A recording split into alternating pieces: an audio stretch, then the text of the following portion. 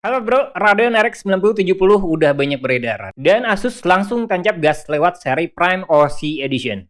Tapi pas lihat harga, langsung mikir, loh ini RX 9070 apa RX 9070 XT?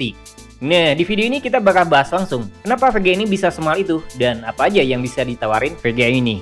Jadi, pantengin terus videonya, oke?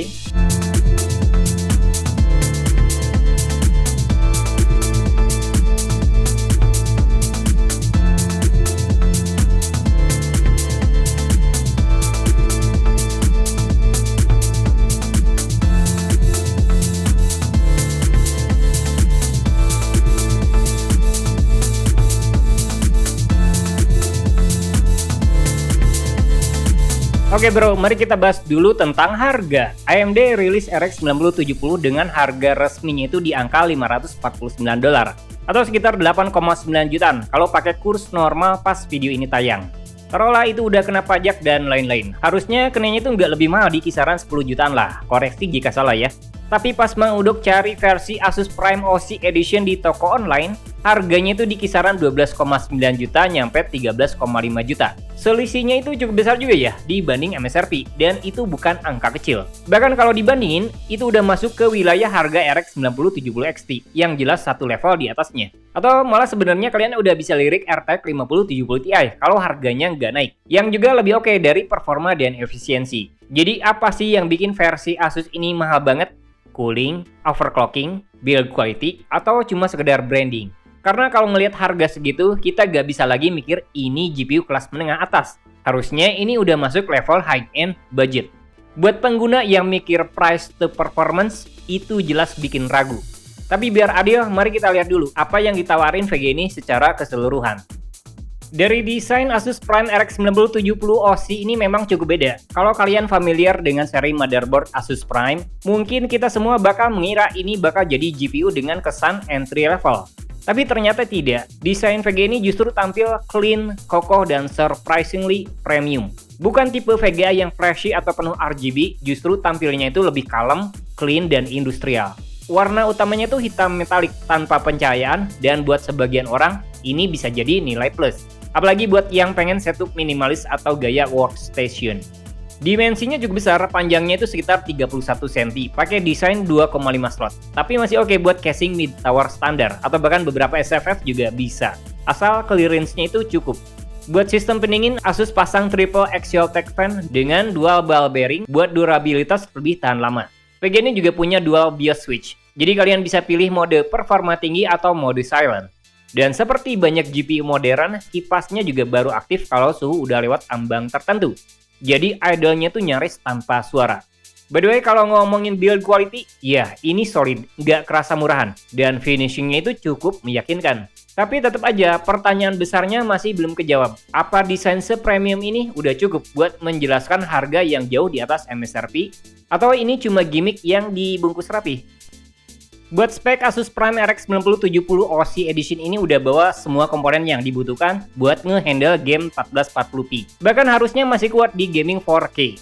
Pakai arsitektur RDNA 4, GPU ini udah punya 3584 stream processor. Boost clock-nya itu nyampe 2610 MHz dan VRAM 16GB GDDR6 dengan kecepatan 20 GB per second.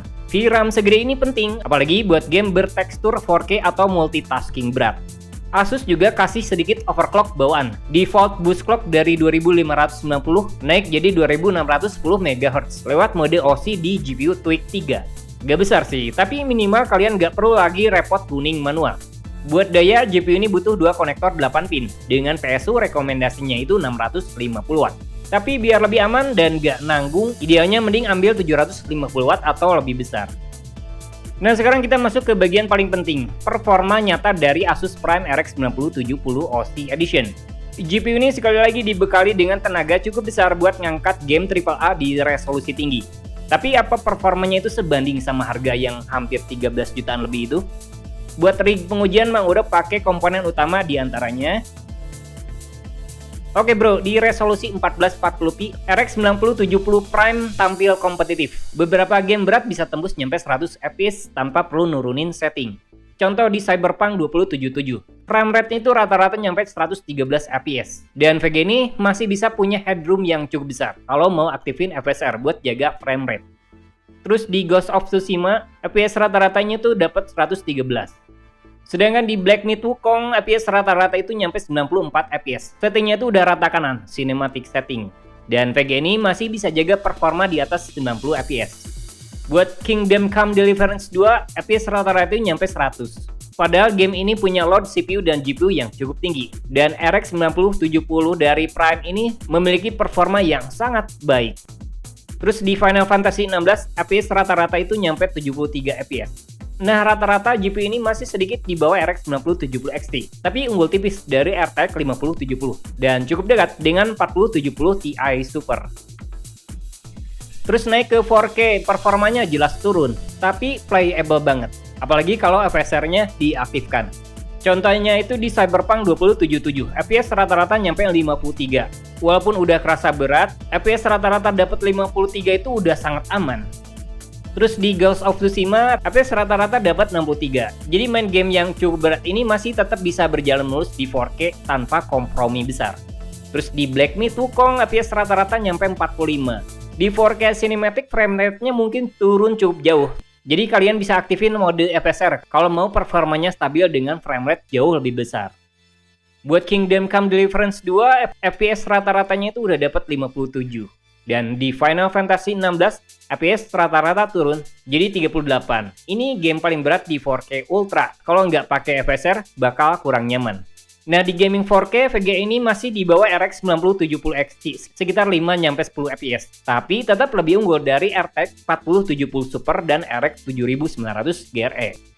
Kalau ray tracing sebenarnya udah banyak peningkatan. Main game RT Ultra tanpa FSR di Cyberpunk 2077 1440p masih playable. FPS rata-rata dapat 43. Meskipun kalau naik ke 4K mungkin enggak banget. FPS rata-rata cuma dapat 20. Tapi itu bisa ditutupi pakai AMD FSR. Dengan mode generasi 3.1, quality mode malah lebih oke dibanding 2.1. Hasil frame rate-nya itu jauh lebih baik. Kalau suhu, Asus RX 9070 Prime itu termasuk adem. Idle-nya itu 45 derajat Celcius. Gaming rata-rata 57 derajat Celcius. Kipasnya juga punya fitur auto stop fan, jadi nggak akan nyala kalau suhu belum tinggi. Nah, soal daya, GPU ini menarik. Saat load penuh itu cuma sekitar 230 watt. Idle cuma 12 watt. Jadi kalau pakai PSU 750 watt ke atas, itu sangat aman banget buat build high-end dengan VGA ini. Buat kesimpulannya, Asus Radeon RX 9070 Prime 16GB OC Edition ini sebenarnya punya performa solid, terutama buat gaming 1440p. Banyak game berat bisa tembus di atas 100 fps.